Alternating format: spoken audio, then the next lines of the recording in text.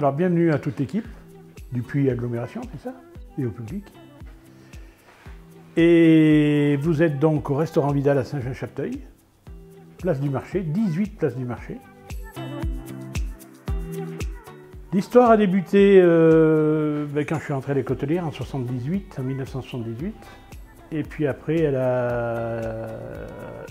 on va dire qu'elle a redémarré. En 84, on a repris le bistrot familial. Et 84-85, on a créé le restaurant ici, le premier restaurant.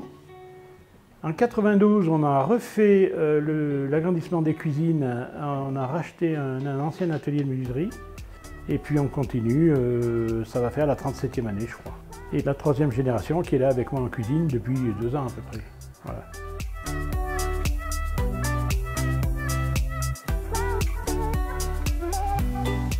C'est pas tous les jours simple, parce qu'il y a toujours un peu ce conflit de génération.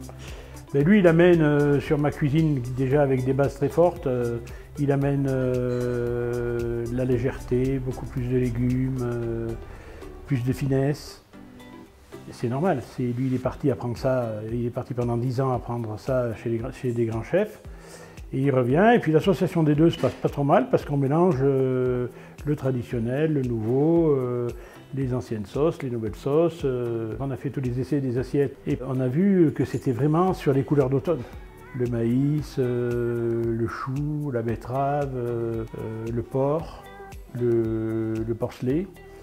Le cendre. Alors le cendre, moi j'ai agrémenté souvent avec une sauce vin rouge, donc Aurélien il a dit c'est ok, on fait une sauce vin rouge dans l'assiette. En partant de la purée, aux carottes glacées, ou même à la carotte crue.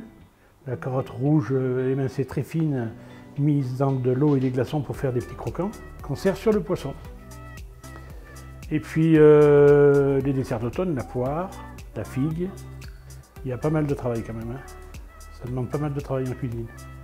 C'est pareil chez les producteurs, depuis avec les années, ces producteurs c'est devenu des amis, il y a une espèce de contrat de confiance qui est entre nous, quoi.